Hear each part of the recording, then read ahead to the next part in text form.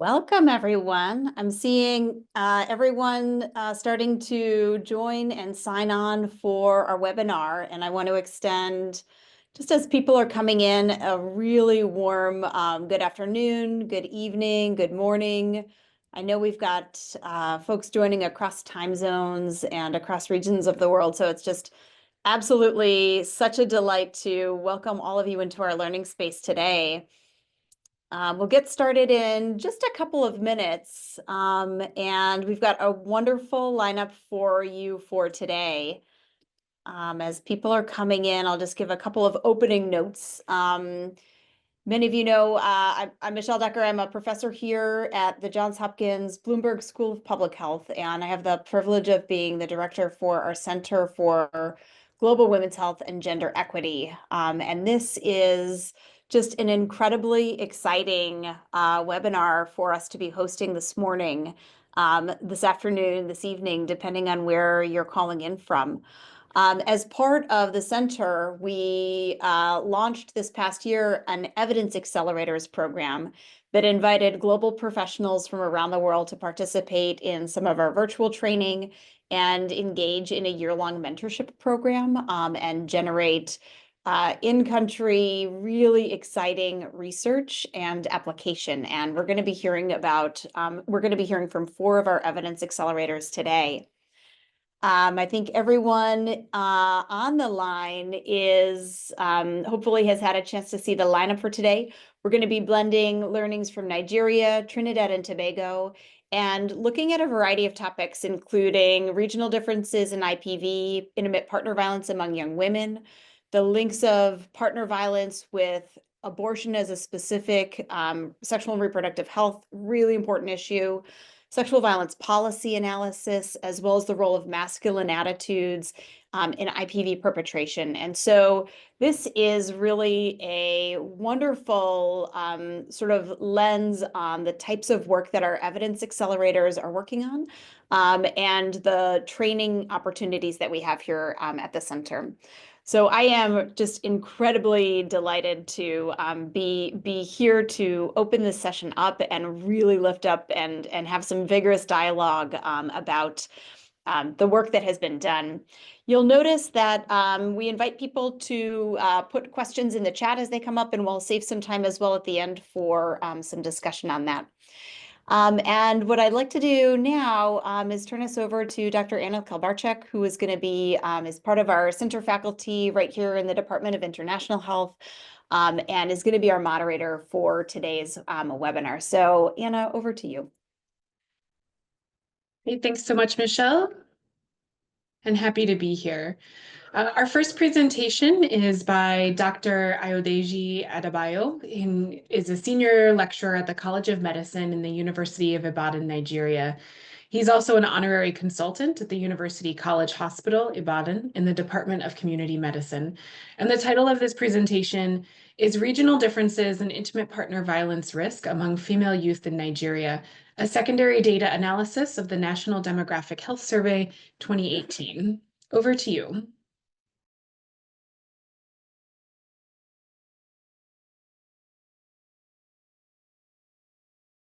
Good day, everyone. The title of my project is Regional Differences in Intimate Partner Violence Risk Among Female Youth in Nigeria. This is second data analysis of the 2018 National Demographic Health Survey. Why does this matter? There is high body with 1 in 3 women experiencing any intimate partner violence in their lifetime, and the trend is on the increase. Intimate partner violence is a violation of human rights that has adverse consequences for victims and survivors. And currently it's been shown by research that the burden of IPV is higher among adolescent girls and young women, the population of interest in this survey, compared to older women globally, even in Nigeria. There have been regional differences in the burden, and the pattern of partner violence among women overall in Nigeria. But little is known about the regional differences among adolescent girls and young women. Regional differences in IPV may be explained by various sociocultural contexts. However, there is currently little or no evidence regarding regional determinants of IPV, despite variation in the body. It's important to understand the factors that are associated with partner violence so as to inform location-specific intervention and policy. This is a demographic and age survey data. The last one was in 2018. That of 2014 wasn't available as at when this mini project was commenced. And the population of interest were female adolescents and young women aged 15 to 24 years. And this will include those that participated in the domestic violence model. And the interest in certain factors are those that are available in the data, like the subject's sociodemographic characteristics, the partner's characteristics, like the age, the level of education, then family characteristics, like the type of family, the involvement in decision-making, and place of residence. And the outcome variable of interest is any contact, intimate partner violence, and this could be physical or sexual. The regions, which is popularly called geopolitical zones, will be stratified, and I prefer to use the word region, and there are 6 regions. We have the northwest, north central, northeast, then southwest, south, and southeast, and these are quite important. Regarding the findings, this bar chart showed the prevalence of lifetime contact IPV among ever partnered adolescent girls and young women in Nigeria, aged 15 to 24 years. And approximately 1 in 5 adolescent girls and young women have experienced any contact IPV in their lifetime. And nearly 1 in 10 adolescent girls and young women have experienced any sexual IPV in their lifetime. And while 16.4% have experienced any physical IPV. This is a map of Nigeria to show the prevalence of lifetime contact IPV by region. And the range from this survey was from 10% to 40%, 10% in the Northwest, that's the least, and 40% in the South-South. And for the other regions, they are within this range. I'll be presenting the prevalence of lifetime sexual and physical intimate partner violence among adolescent girls and young women here. Also that I've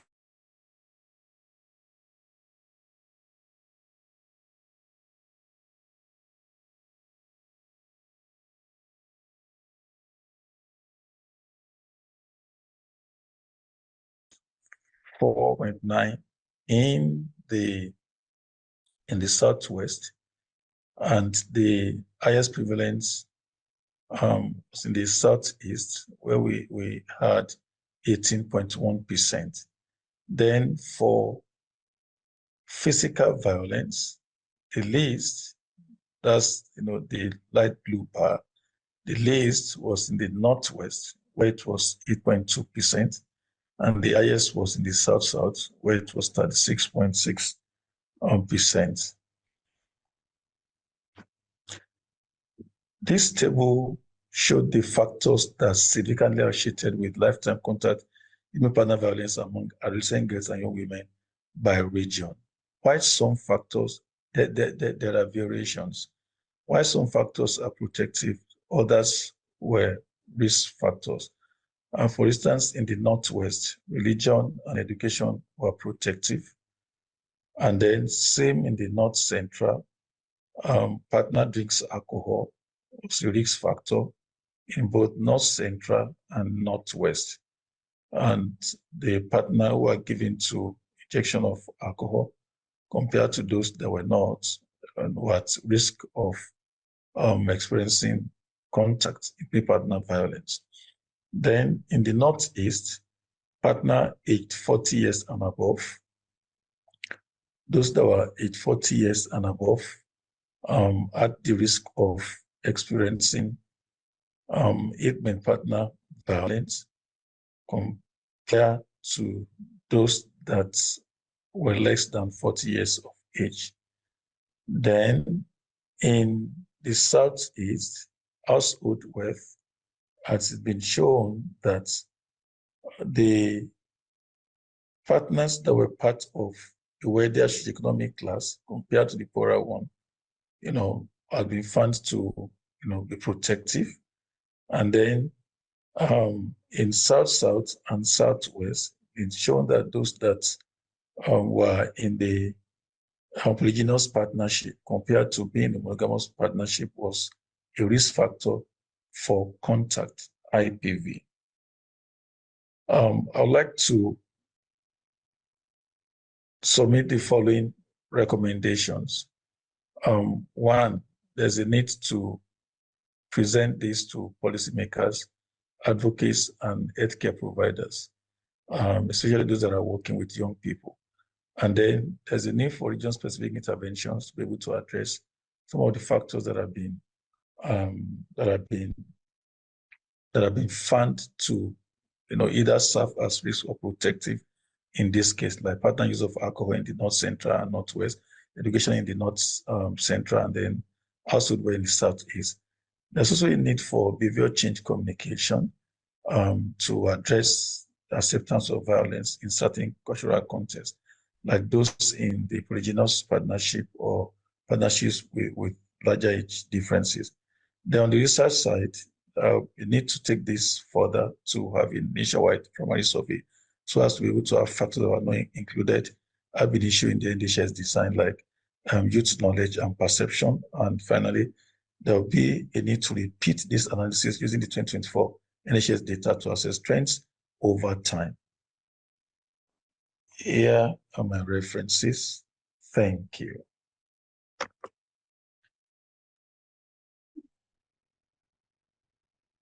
Great. Thank you so much for that presentation and for highlighting the need for ongoing data collection and looking at trends over time and thinking about how regional differences can really influence the data that we're seeing, so that need to disaggregate our data.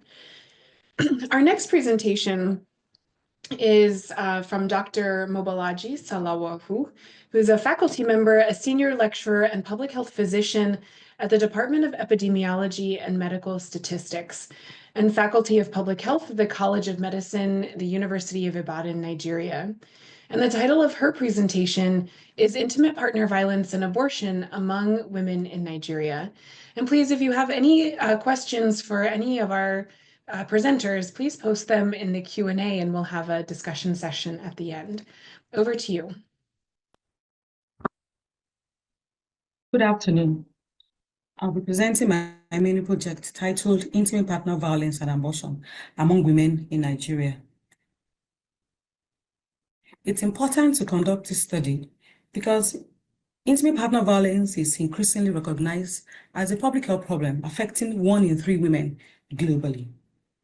Across global context, intimate partner violence has been found to be associated with unintended pregnancy and induced abortion. This is because women in violent relationships are more likely to report an inability to prevent pregnancy due to experience of sexual violence or a lack of autonomous contraceptive decision-making.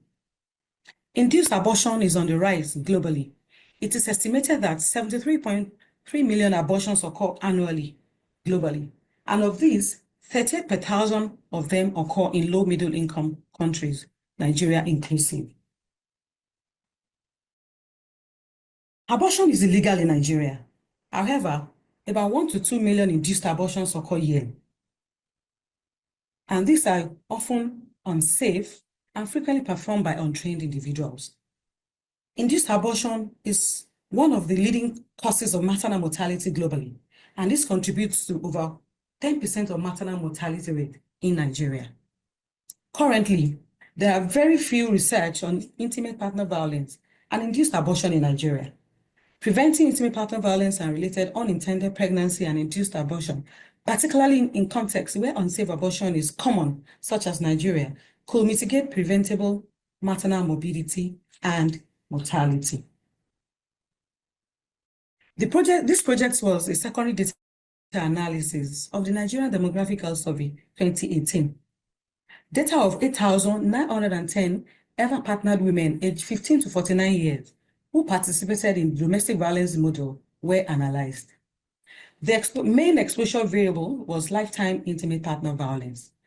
The secondary exposure variables were the IPV subtypes, including emotional IPV, physical IPV, and sexual IPV. Physical IPV and sexual IPV were explored together as contact IPV. All IPV subtypes were explored as binary variables. The outcome variable was ever having reported an induced abortion, which was explored as a binary variable. The covariates included age as sexual debut, education, currently working or employment status, residence, religion, region, witness abuse, and wealth index. Data was analyzed using status 17. Bivariate and multivariable logistic regression models were fitted with statistical significance set at 5%. Sampling weights were used to account for inclusion in the domestic violence model. Majority of the ever partnered women were aged 35 years and above. The mean age was 32 plus or minus 8.4 years, and their age as sexual debut ranged from 13 to 21 years. Slightly less than 50% of this population had secondary education or higher. 3/4 of them were employed, and about half were Muslims. 30% of the population lived in the northwest region of the country, while half of them lived in the rural localities. Just 10% of this population witnessed IPV as children. In this figure 1, the prevalence of IPV among the ever partnered women shows those. Emotional intimate partner violence was the most common form of IPV experienced. Approximately 1/5 of these women reported contact IPV, which is otherwise known as any experience of physical and/or sexual IPV. Figure 2 shows the prevalence of induced abortion among the ever partnered women. And here, approximately 15% of the ever partnered women aged 15 to 49 years reported ever having had an induced abortion. In figure 3, the prevalence of induced abortion was significantly higher for women who experienced intimate partner violence compared to those who had not. We can see this for the NEIPV bars of 17.1% of those who had experienced NEIPV versus 14.2% of those that had not experienced any IPV. This difference was true for every form of intimate partner violence, most notably for those who experience sexual IPV, which shows the highest bar of 24.2% versus 14.6% respectively. In this multi-variable model, after adjusting for sociodemographic factors, including age, education, employment status, region, witness of IPV as a child, and wealth index, only sexual and contact IPV remains statistically significantly associated with ever-induced abortion. The key takeaways from this study are, number 1, more than 1/3 of women in Nigeria have experienced intimate partner violence during their lifetime. And number 2, induced abortion is more prevalent among ever partnered women with a previous experience of IPV, compared to those with no previous experience of intimate partner violence, particularly for those who have experienced sexual IPV. Action steps. We recommend that government and stakeholders in sexual and reproductive health increase their efforts to promote and expand contraceptive use in recognition of the pregnancy-related risk of IPV, of course, in order to prevent, induced abortion. There's a need for healthcare professionals to counsel women on the selection of the best contraceptive method for them, considering their current situation. Healthcare professionals should consider the possibility that women seeking induced abortion may be experiencing intimate partner violence, and they should be trained, the healthcare professionals should be trained in trauma-informed care, screening for violence, and also making appropriate referrals to needed services. Government policies should ensure that survivors of intimate partner violence have access to avenues for justice. This is the list of my references. Thank you very much. Well, thank you for your presentation looking at the relationship between IPV and induced abortion. Very interesting. And we see some questions coming in, so I'm excited to get into this discussion. Our next presenter is Akinyemi Ayoola Helen, and she's a gender and youth manager at TechnoServe for the Nigeria Country Office. And she's also a former gender lead for Oxfam in Nigeria. And I've had the pleasure of working with Helen over the last year as well in a mentorship role. It's been great to see the evolution of this. So I'm excited to see her presentation. And the title of this presentation is Policy Analysis of Selected Existing Sexual Violence-Related States Policies in Nigeria that promote the physical well-being of sexual violence survivors. So over to you, Helen.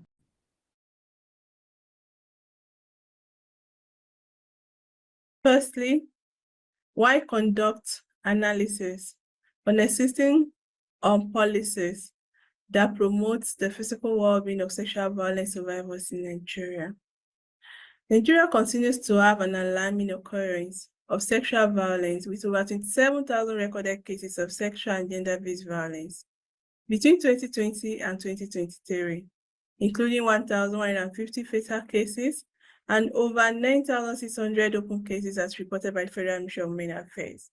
Also, approximately 9% of women aged 15 to 49 have experienced sexual violence during their lifetime.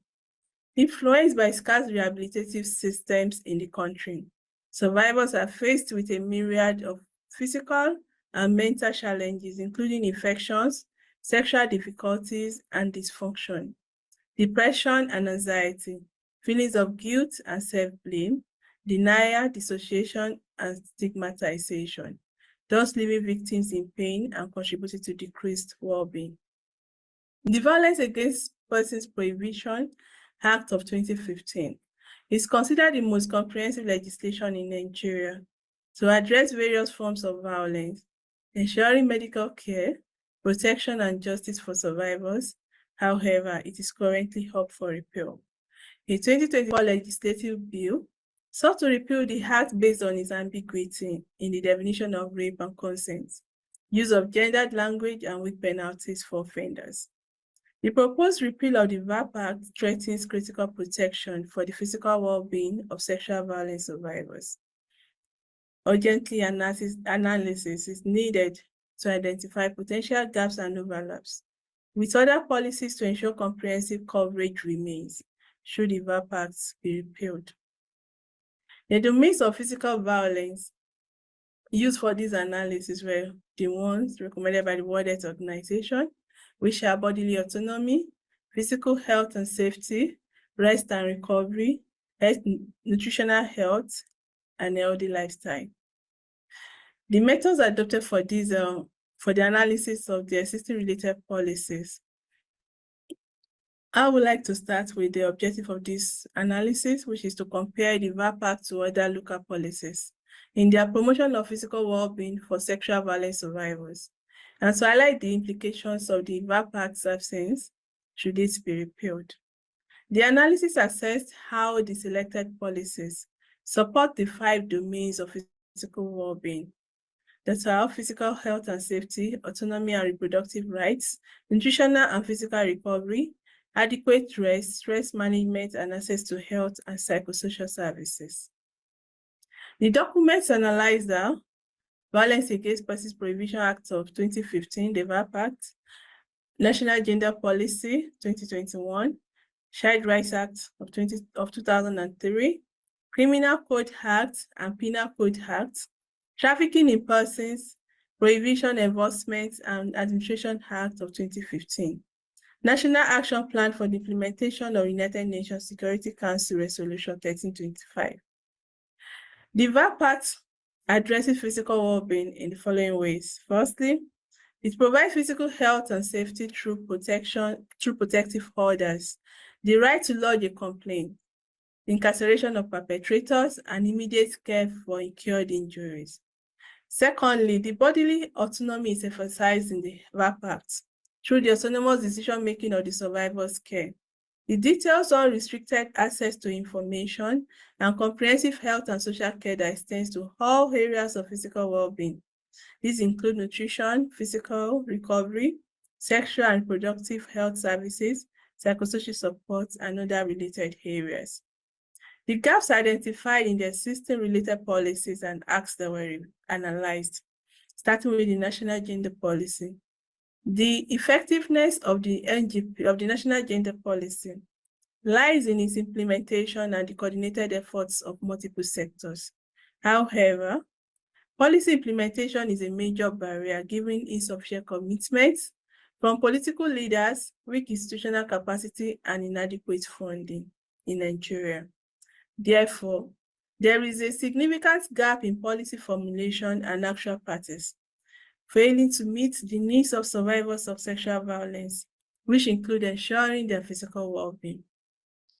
Child Rights Act of 2003. The analysis realized that the act focuses mainly on criminalizing perpetrators without addressing other domains of physical well-being.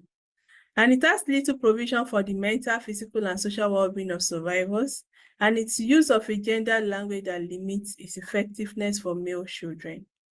The Criminal Code Act and Penal Code Act 1999 Constitution as amended.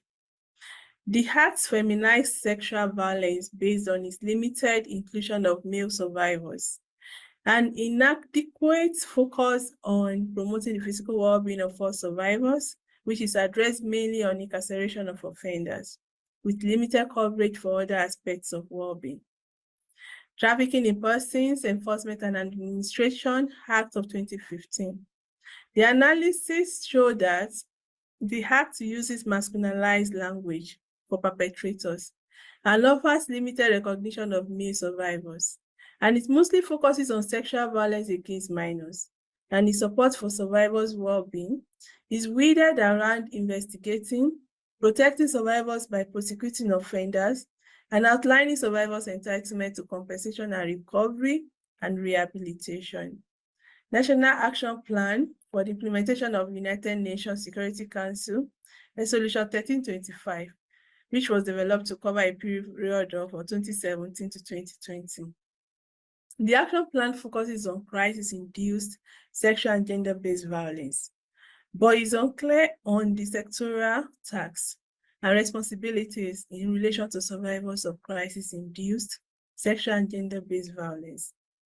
The gaps bridged by the VAP Act in other existing related policies that were analyzed was summarized into 5 major areas. Firstly, it increases access to social and health services. It provides socioeconomic support for overall well-being. It clarifies roles and responsibilities of different sectors and institutions. The VAP Act guarantees access to free medical care and physical and sexual health issues. It adopts gender-inclusive and responsive language. The key findings and implications if the VAP Act is repealed. The analysis showed that other current policies and acts are not as comprehensive as the VAP Act in promoting the physical well-being of survivors of sexual violence. And if the VAP Act is repealed, there will be major gaps in provision of care, potentially resulting in serious health consequences for the survivors. The action steps proposed to ensure policymakers do not repeat the VAP Act. How? First is to collaborate with policymakers to modify its provisions to align with societal changes, including improved definition of debated terms like rape, consent, and rather than repealing the VAP Act. Second proposed step is to work with sexual violence service delivery agencies, security and judicial sectors, and violence-based organizations to advocate for improved awareness of the provisions of the VAP Act, ensuring physical well-being is embedded in their care. Thank you all for listening. Adupe Nagode Dalu. Thank you so much, Helen, and so fantastic to see this project culminate in this presentation. Well done. Our final presenter for this webinar is Tricia Basedo-Gobin, and Tricia is the Regional Director of the Caribbean Male Action Network and serves on multiple influential boards advocating for gender-based violence prevention, sexual and reproductive health and rights, and social protection. The title of her presentation is Understanding Masculine Attitudes and Their Role in Intimate Partner Violence Perpetration in Trinidad and Tobago. Over to you, Tricia. Good morning, everyone. Thank you so much for being here today. Today, I'm going to be presenting on my research findings on understanding masculine attitudes and their role in intimate partner violence perpetration in Trinidad and Tobago. Just want to quickly give thanks to the Center for Global Women's Health and Gender Equity for making this happen and providing this space, and also the Caribbean Male Action Network for really providing their support and providing the necessary resources for this particular study to have taken place as well. So the research focuses on understanding how men's views and beliefs about gendered roles and control within relationships are linked to their perpetration of intimate partner violence. This research question on the screen explores attitudes among men who have been in romantic relationships at some point in their lives, referred to as ever-partnered men. The research takes place in Trinidad and Tobago, a country with its own unique socio-cultural norms about gender. In Trinidad and Tobago, approximately 44% of ever-partnered women have experienced IPV in their lifetime. We have seen from the research that societal norms that reinforce male dominance and rigid roles contribute significantly to IPV against women, and the global data shows that attitudes that normalize violence, control over women, and sexual entitlement are key drivers of male-perpetrated IPV as well. And this is no different to Trinidad and Tobago. We have seen across Trinidad and Tobago that this is also driven by similar norms as well. Research also highlights how constructions of masculinity in the Caribbean, such as those in Trinidad and Tobago, normalize and suppress non-violent male identities, perpetuating cycles of abuse as well, and gender inequality. So there is an urgent need for this research into IPV perpetration, looking at the root causes, including the gendered attitudes and masculinity norms. The findings will help to inform evidence-based policies and interventions, helping to promote gender equality, challenging harmful stereotypes, and of course, reducing male-perpetrated violence against women across Trinidad and Tobago. So the conceptual framework that was used for this research is based on an ecological model adapted from Laurie Heiss's work, which examines the factors influencing and the drivers influencing violence against women at multiple levels. The framework is used particularly to explore how individual attitudes towards gendered roles alongside its broader societal influences contribute to the perpetration of physical IPV by men in Trinidad and Tobago.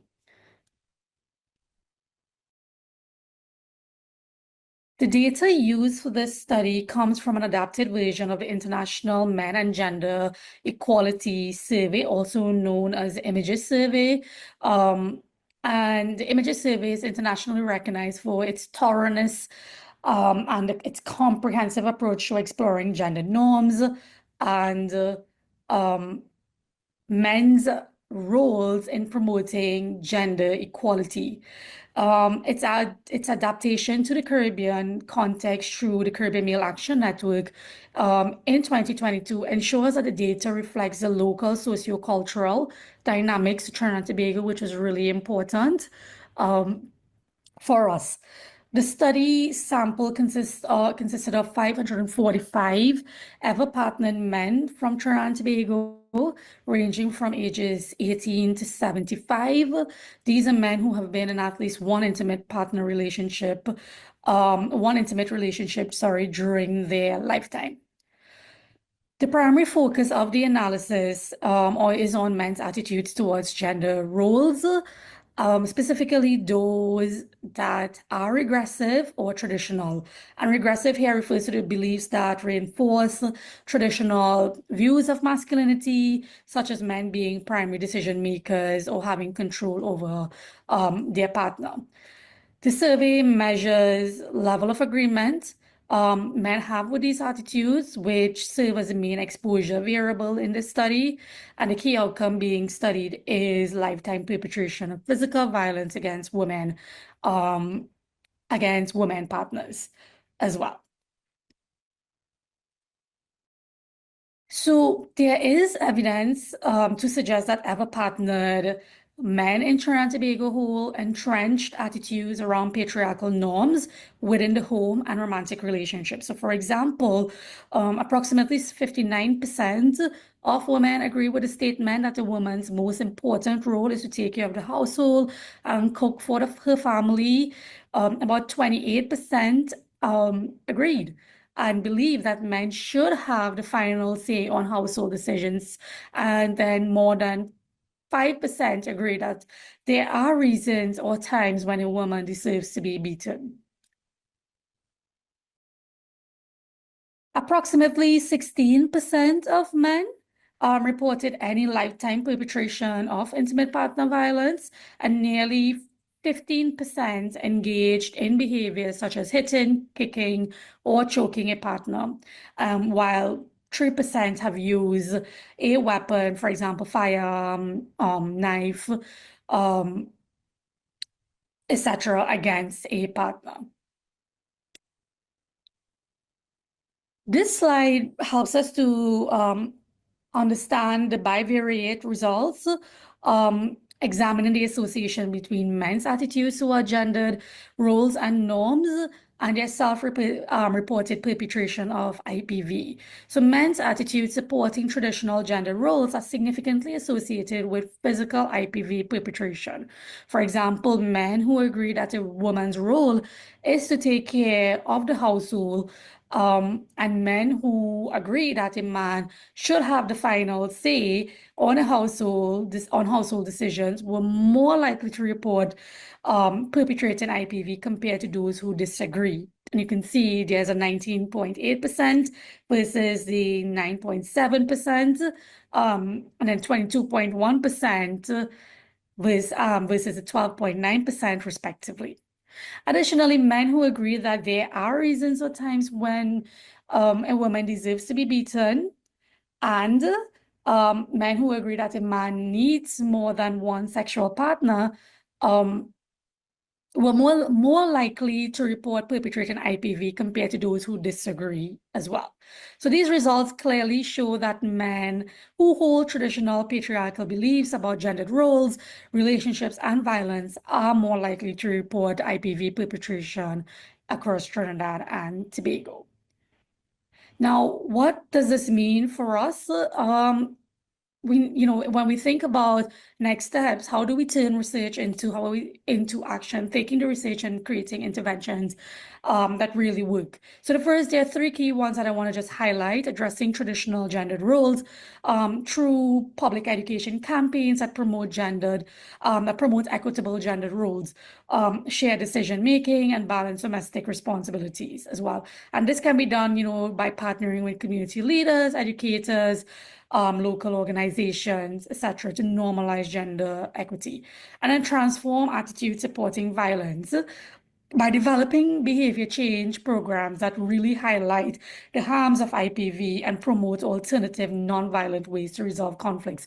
Understanding here that behavior change occurs over a period of time, and it's not something that can happen overnight. So ensuring that interventions are created for sustainability as well. And addressing the last one, addressing harmful masculine norms by integrating decisions, integrating discussions on healthy masculinity into community programs and schools, engaging male role models and influencers in this conversation as well.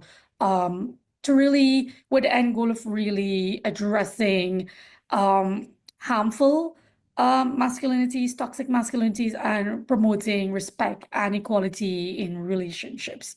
So that brings me to the end of my presentation. I want to just say thank you so much again for being here, and I do look forward to the Q&A session. Thank you. Great. Thank you so much, Tricia. And again, a round of applause to all of our presenters this morning. Great to see this work come to fruition in this beautiful presentation, and of course, in your policy briefs as well.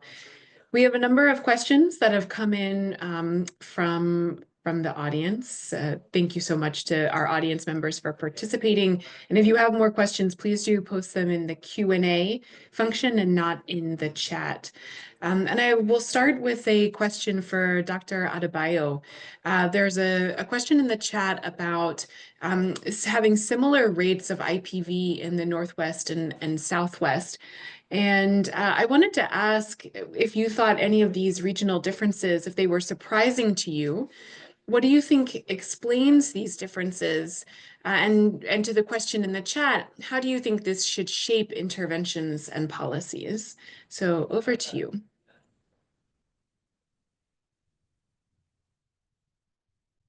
Thank you very much for the question. Well, I'm not surprised that there is variation in the differences across the regions. It's obvious that there are factors that might be responsible for why we have these variations based on those regions. I'll take, for instance, the very low prevalence that we have for contact IPV and physical IPV in both Northwest and Southwest. Now, if you compare the regions in Nigeria, looking at the southern part, in terms of humanitarian crisis, Southwest is relatively more stable compared to other southern Nigeria. Either you're talking about ethnic crisis, political instability, insurgency, most of these, of course, they will have their impacts on what happens or, sequelae on, the intimate partner violence occurrence in these regions. Then if you look at the northern Nigeria, Northwest is relatively very stable compared to the other two parts. Now, in the Northwest, it's a known fact that there is this religious, belief in their emirates. Okay, whatever they say, they do. So for this, religious factor, I mean, in the Northwest, we know that there may be relatively lower prevalence of intimate partner violence, occurring here compared to North Central and Northeast. And same also goes for Southwest in Nigeria. Then for Southwest in Nigeria, there is more premium on education in the Southwest compared to every other part of Nigeria. And we know that studies have shown that the more educated one is, the more it is easier to use related information, including prevention of violence. And then they also have respect for elders and community ties. Some of they have a way of resolving violence within the families. So all of these factors are things that are common and where we have them do. Then in places where we have high prevalence, like the South-South, Northeast, Southeast, Northeast, and the others. Of course, we have more of some behavioral issues like alcohol injection. This study has alluded to the fact that religion and education are protective, why alcohol injection is a risk factor. So all of these are things that vary even across the regions. Now, I believe that having region-specific intervention will be the recommendation in this regard. But then we're not going to conclude on the factors from this study alone. We may need to also explore other factors that could not really be expressed or explored in the secondary data that have utilized for this data analysis. So like the knowledge of the individuals, their perception. There are many other things that we need to explore first of all before we could conclude that these factors are overall. But it has been shown that there has been regional differences in the occurrence of intimate partner violence, and it's based on the cultural context that are varied in these regions. Thank you. Great, thank you so much for the explanation. Michelle, I see we have a raised hand. Would your team like me to just stick to questions in the chat or open it up to other speakers as well?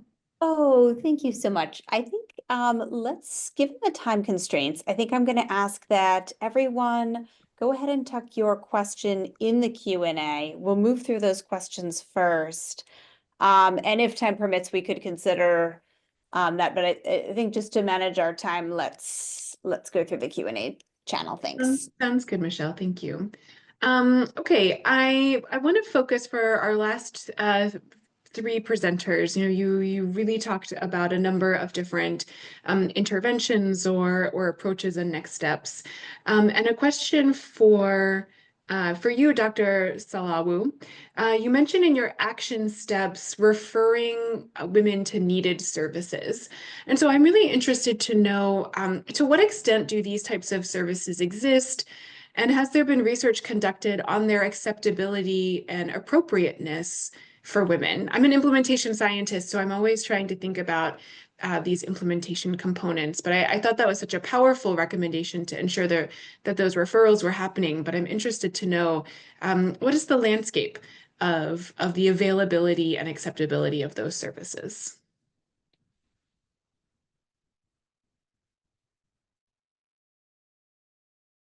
Yeah, good afternoon, everyone, once again. Thank you very much, Anne, and thank you, everybody. Yes, there are various centers, actually, in the country that have different services for survivors of IPV. Apparently, most of these facilities are actually owned by private organizations, private non-governmental organizations, but public services also have, some ministries of women affairs have facilities for women, especially the Nigerian Bar Association. That's the the lawyers. They actually offer services. Some even offer services pro bono to survivors of IPV, to give them access to justice. And like I mentioned, some non-governmental organizations also offer services, legal services to them. And in addition, some have places like accommodations for some of them that, are probably thrown into the streets. So where they can live and give them some, maybe offer them menial jobs that they can survive on for the period, in which they sort themselves out. Thank you. Thank you. And I have one follow-up question for you from the chat. If abortion is illegal in Nigeria, how was the data about induced abortion accessed? Was this self-reported data?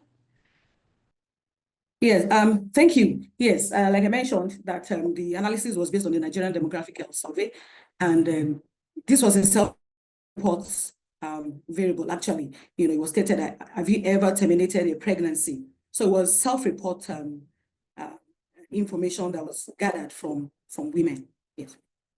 Great, thank you so you. much. Okay, I have a question for Helen up next. Helen, I think we talked about this a little bit in our work together, and it sounds like the repeal of the VAP Act is for potentially good reasons, right? I mean, the way that it's framed is that the language is ambiguous, that there are weak penalties for perpetrators. And so I would love for you to take a moment to reflect on if you think that there's other reasons that this act is being considered for repeal. And if these reasons are political, how might you navigate that in future advocacy work? There were some questions from others about the sensitivity of these topics and how you advocate effectively. So this question is really thinking about, what are other reasons why you think in the political landscape this act is up for repeal, and how might you navigate some of those reasons? Over to you, Helen. Okay, thank you, Hannah. So firstly, I'd like to start with the context. Let me take the societal context. So we all know that Nigeria is a patriarchal society. And then in the policy development landscape, it's also a male-dominated area because the policymakers are majorly males. And then the issue around sexual violence and working towards addressing issues of sexual violence in the country, and not only in the country, even at institutional level and maybe organizational level and different levels. So it's usually been seen as if it's a fight against the men, because the VAP Act itself, when the development of the act started, then it wasn't Violence Against Persons Prohibition Act. So it was violence against women and girls. So, and then that also led to a lot of issues about the ratification of the act. Until when, and part of what was done to actually get the act being ratified by the policymakers was changing the name. So Violence Against Persons Prohibition Act, that is presenting it as an act that addresses violence against both males and females in the country, that is not women-centric.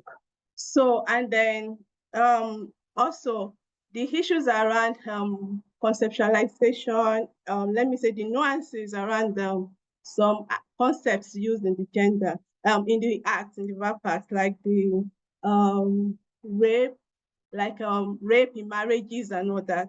So I'm just giving that as an example. And then being in the field and then working with this act in the aspect of creating awareness and also trying to influence the engagement of the judiciary, the judiciary institution with engagement with this policy. So we could see that, especially at the community level. So the question that actually comes up is, how could you tell me that I'm raping my wife?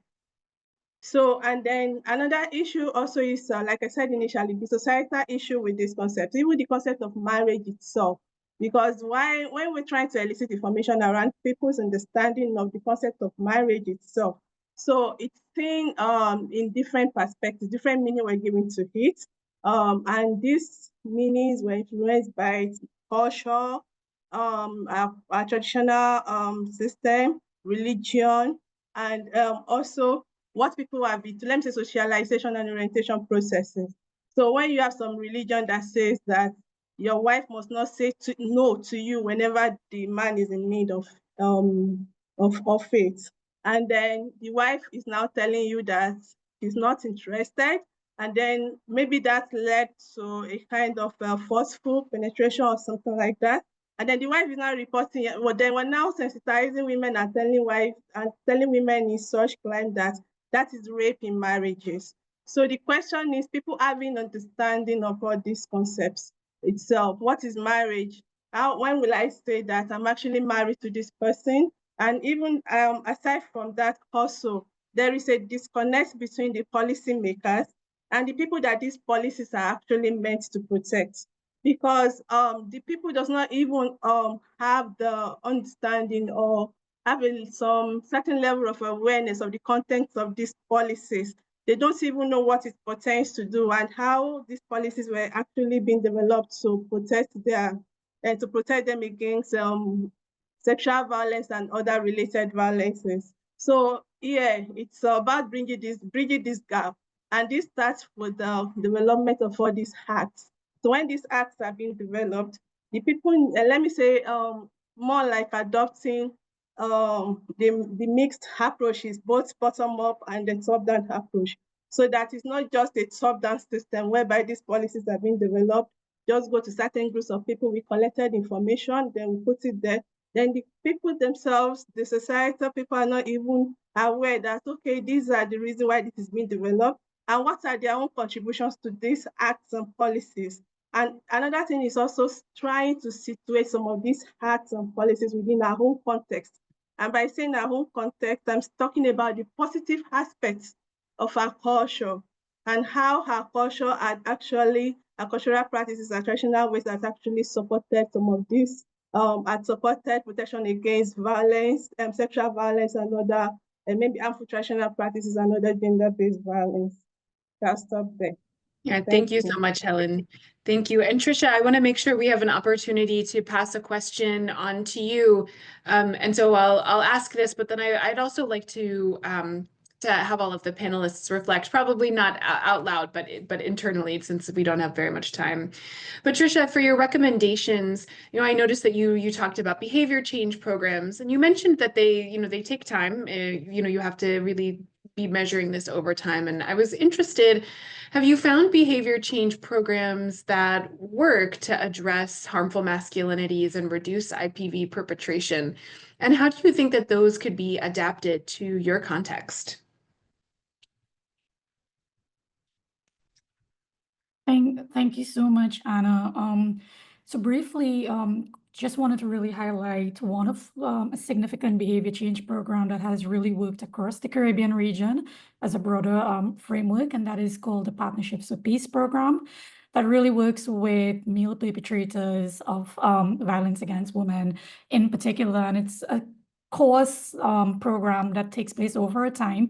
So it helps to maintain the sustainability, and has really been, the evaluation of that program in particular really has shown that those who were once in prison for committing crimes against violence against women and girls have shown to have changed in their behaviors when they would have returned out of prison, or even while they were in prison still as well. And the Caribbean Male Action Network has been a contributor to that program across the region. It has been piloted in multiple countries. So that was one of the practical recommendations for Trinidad and Tobago, really looking at the other small island developing states and seeing what can be used from that, and then adapting it, because the nature of the program is developed to be able to scale up or scale down as well. And then also just thinking, I think when we think about sustainability, particularly what we have seen with the data is really working with young boys in schools, which is really important in this space as well. Looking at, for example, the health and life education curricula and how we're modifying this across the region as well, and in Trinidad and Tobago as well, to ensure that we're developing materials that really gets the young boys from a very early age as well, that speaks around issues of masculinities, boyhood, manhood, gender equality, etc. Thank you. Yeah, thanks, Tricia. And I think so powerful, in our space, we talk a lot about engaging men, but really this idea that we need to be starting early and engaging boys as well in harmful masculinities. Before I turn it over to Michelle, I just want to pose a general question for all of us to consider, in these very different contexts and environments, which in many cases, I heard the panelists describe as positive aspects of culture, right? Having protective factors, which I think is so powerful in a really strengths-based way of looking at this. But there's a question in the chat that I think it's important for all of us to consider, which is, how feasible are our recommendations, these policies that we're suggesting and changes that we're proposing, especially in these different contexts and in these traditional societies, and how, to our first speaker, how that varies region, thinking about that feasibility and the different tailored approaches that we might need to take. So thank you so much to all of our panelists, and Michelle, over to you for the closing. Wonderful. Thank you so much. This has been such an incredible showcase of all of the different issues that we're seeing worldwide and the ways in which evidence application is critical to understanding the problem and also carrying us forward into the solutions. And I just really want to thank again our presenters for today, Anna for your moderation, and to all of our discussants, and the questions that were posed, I think really help us carry this work forward. I know we're right up on time, but this has been such an exciting journey. Our evidence scholars on this webinar and in our broader cohort have just been so fantastic. And I think when we look at the next generation of gender equity and gender-based violence prevention and response, carrying forward the evidence base with this locally relevant, whether it's national or subnational policy, we have a path forward. We have a window of opportunity, and just really encourage all of our participants as we move forward to carry this with us and think about how we can carry the work the next step. Encourage you to follow us, the work of the center and the evidence accelerators on our website and on LinkedIn. And again, thank you to everyone. That's going to close our session for today. More missed.